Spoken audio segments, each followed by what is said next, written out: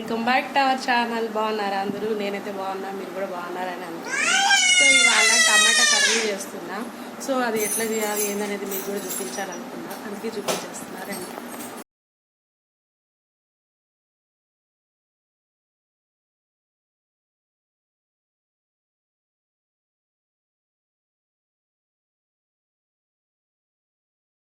కర్రీకి కావాల్సినవి టమాటాలు ఒక 5 టమాటాలు కట్ చేసుకున్నాను, ఆనియన్స్ ఒక 3, కొత్తిమీర, కరివేపాకు, పచ్చిమిర్చి. ఓకేనా? వీటితో పాటు ఉట్టి టమాటా కర్రీ కాదండి, టమాటో ములక్కాయ కర్రీ చేస్తున్నా. ఇవిగోండి ములక్కాయలు. సో ఈ కర్రీ చేస్తున్నా, మీకు కూడా చూపించాలనుకున్నా. సో తయారీ విధానాన్ని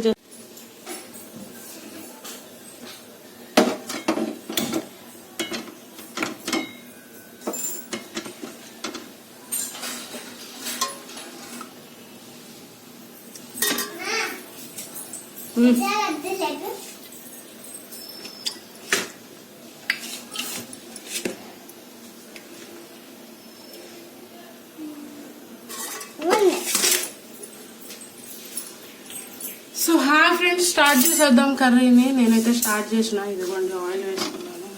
ఆయిల్ కొంచెం హీట్ అవ్వాలి. సో హీట్ అయ్యేంత వరకు వెయిట్ చేద్దాం.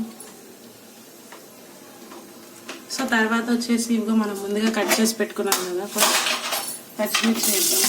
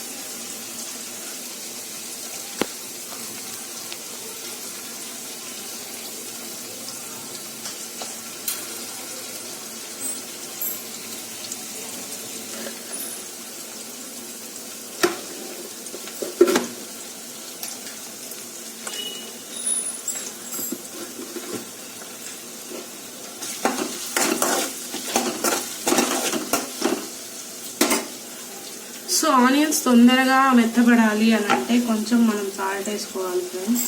ఇదిగోండి నేను కొంచెం సాల్ట్ తీసుకుంటున్నాను. సో సాల్ట్ అయితే వేసేసుకొని మళ్ళీ ఒకసారి కలుపుతుంది.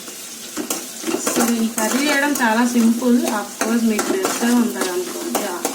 అసలు ఇది తెలియని వాళ్ళు ఉంటుండరు నాకు తెలిసి, మేబీ. సో ఇట్లా పెట్టుకున్నాం కదా, ఇలా ఉన్న తర్వాత ఇది బాగా మెత్తబడాలి ఉల్లిపాయలు. సో ఈలోపు మూత పెట్టేసుకోవాలి.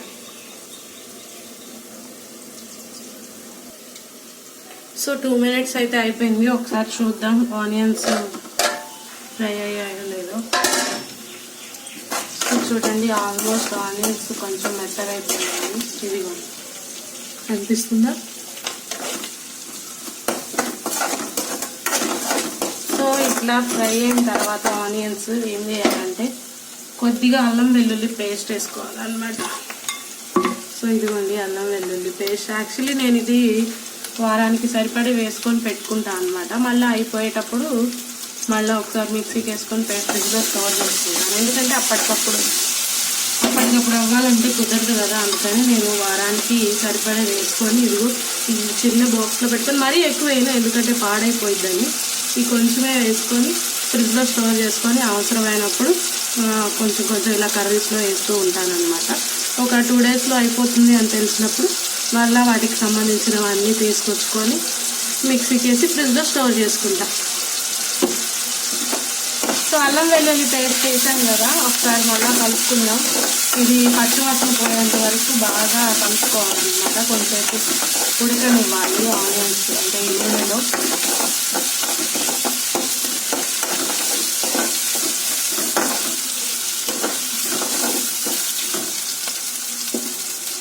సో ఒకసారి మళ్ళీ మూత పెట్టుకొని సిమ్లో పెట్టుకున్నాం గ్యాస్ని.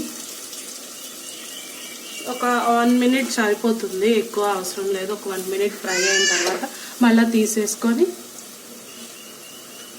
సో అల్లం వెల్లుల్లి పేస్ట్ పచ్చివాసన పోయింది, ఆల్మోస్ట్ అయిపోయింది. ఇప్పుడు మనం ఏం చేయాలి అని అంటే, ముందుగా మనం కట్ చేసి పెట్టుకున్నాం కదా ఇదిగోండి ములక్కాయలు, ఇవి వేసేయాలి. ములక్కాయలు వేసుకొని కొంచెం సేపు ఇట్లా తిప్పుకోవాలన్నమాట.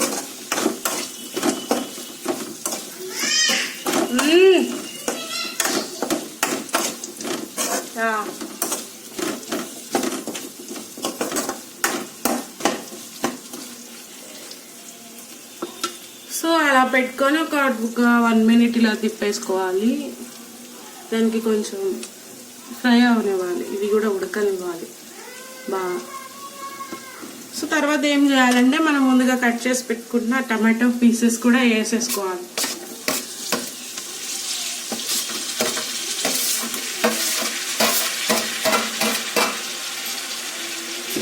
సో ఇవి వేసుకున్న తర్వాత మళ్ళీ ఒకసారి మొత్తం కలిసేలాగా కలుపుకోవాలి.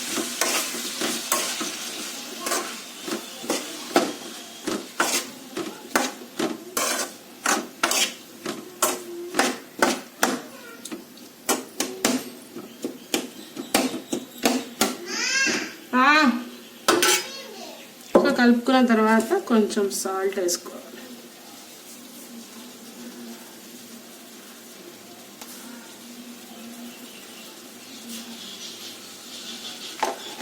కొంచెం సాల్ట్, కొంచెం పసుపు,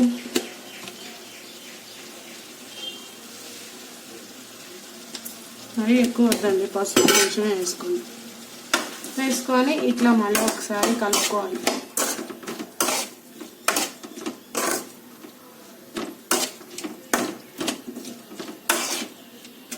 సో ఈ పసుపు ఉప్పు మొత్తం వీటికి పట్టేలాగా మొత్తం ఒకసారి కలుపుకున్నాం కదా. కలుపుకొని ఇప్పుడు ఈ టమాటా ముక్కలు బాగా మగ్గాలి.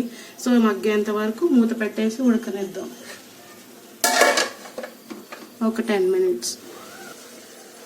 సో టమాటాలు మగ్గాయో లేదో చూద్దాం. చూసారా, టమాటాలు ఆల్మోస్ట్ మగ్గిపోయాయి బాగా. టమాటాలు చాలా ఈజీగా మగ్గిపోతాయి, ఇట్లా మ్యాష్ చేసుకుంటే తెలుస్తుంది కదా.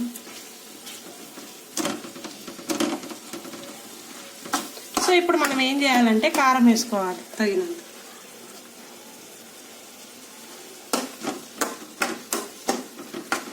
ఒకసారి సాల్ట్ సరిపోయిందా లేదా, నాకు కొంచెం తగ్గింది, ఇప్పుడు మళ్ళీ వేసుకుంటాను దాన్ని.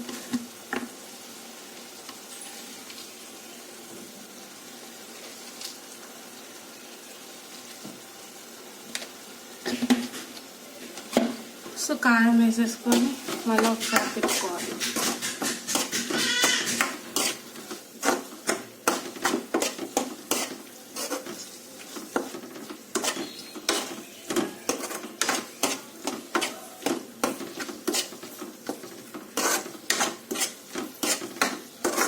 సో కారం వేసిన తర్వాత మనం ఏం చేయాలంటే, ముందుగా నేను చింతపండు రసాన్ని నానబెట్టుకున్నాను.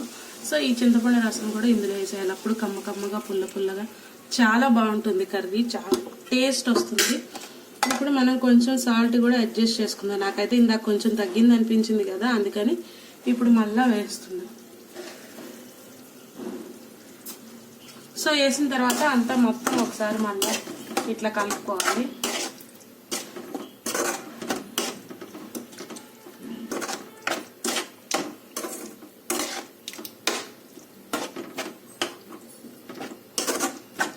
కలుపుకున్న తర్వాత మన క్వాంటిటీని బట్టి మనకి ఎంత అయితే వాటర్ కావాలో అంత వాటర్ పోసుకోవాలన్నమాట. నేనైతే ఒక గ్లాస్ వాటర్ పోస్తున్నాను. సో మీరు కూడా మీ క్వాంటిటీని బట్టి, మీకు చిక్కగా కావాలంటే ఒక గ్రేవీలా చిక్కగా కావాలనుకుంటే ఇట్లా ఉంచేసుకొని దించేయచ్చు. నేను కొంచెం పులుసు అంటే చింతపండు పులుసు వేసాను కాబట్టి కొంచెం వాటర్ పోసుకుంటున్నా. సో మీరు కూడా కావాలనుకుంటే వాటర్ పోసుకోవచ్చు.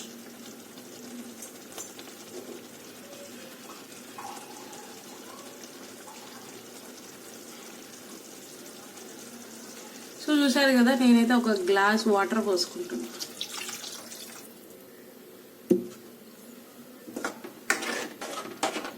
పోసుకొని బాగా ఇట్లా కలుపుకోవాలి. ఇప్పుడు మళ్ళీ ఒకసారి టేస్ట్ చూసుకోండి. పుల్ల పుల్లగా కమ్మకమ్మగా సూపర్గా ఉంది టేస్ట్. సాల్ట్ కూడా ఇందాక సరిపోలేదు కదా, ఇప్పుడు పర్ఫెక్ట్గా సరిపోయింది. సో ఇంక ఇట్లా కొంచెం కొత్తిమీర వేసుకొని మూత పెట్టి ఉడకనిద్దాం.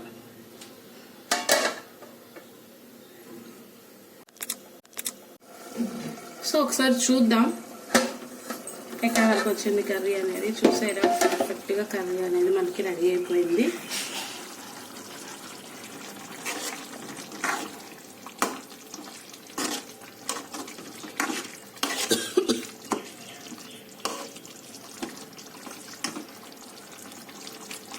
చూసారా, ములక్కాయలు కూడా పర్ఫెక్ట్గా కుక్ అయిపోయాయి. సో ఇంతే ఫ్రెండ్స్, ములక్కాయ టమాటా కర్రీ సింపుల్గా చేసుకోవచ్చు. సో నేను అంటే ఇది మీ అందరికీ తెలిసే ఉంటుంది, బట్ నేను ఎందుకు చూపిస్తున్నాను అని అంటే నేను పర్ఫెక్ట్గా నేర్చుకున్న కర్రీస్ మాత్రమే నేను వీడియో పెట్టాలి అని అనుకుంటున్నా. మామూలుగా అన్ని కర్రీస్ పెట్టచ్చు, బట్ అది మీరు ట్రై చేశారనుకోండి, ఒకవేళ నా కర్మగాలి, సో అప్పుడు చండాలంగా వస్తే రివ్యూ దరిద్రంగా ఉంటుంది కదా, పిచ్చి కామెంట్స్ పెడతారు, ట్రై చేశాను చండాలంగా ఉంది అక్క, బాగాలేదు అని అంటారు కదా. సో అందుకని చెప్పేసి చిన్న కర్రీస్ని నేను పర్ఫెక్ట్గా నేర్చుకొని వీడియో తీసి యూట్యూబ్లో అప్లోడ్ చేస్తున్నా. సో వీడియో నచ్చితే లైక్ చేయండి ఫ్రెండ్స్. అంతే, టమాటా కర్రీ అయిపోయింది. టమాటో ములక్కాయ కర్రీ పర్ఫెక్ట్గా రెడీ అయిపోయింది అనమాట. సో మేమైతే ఇట్లా కొంచెం పులుసులాగా తింటాం కాబట్టి ఇంకా నేను స్టవ్ ఆఫ్ చేసేస్తున్నా. ఇంకొంచెం చిక్కబడాలి అని అనుకుంటే ఇంకొంచెంసేపు ఉంచుకుంటే ఒక 5 minutes సరిపోతుంది, పర్ఫెక్ట్గా రెడీ అవుతుంది కర్రీ. సో అది మరి విషయం. వీడియో నచ్చితే ఒక చిన్న లైక్ చేయండి, సబ్స్క్రైబ్ చేసుకోవడం మాత్రం మర్చిపోవద్దు ఫ్రెండ్స్. Bye guys.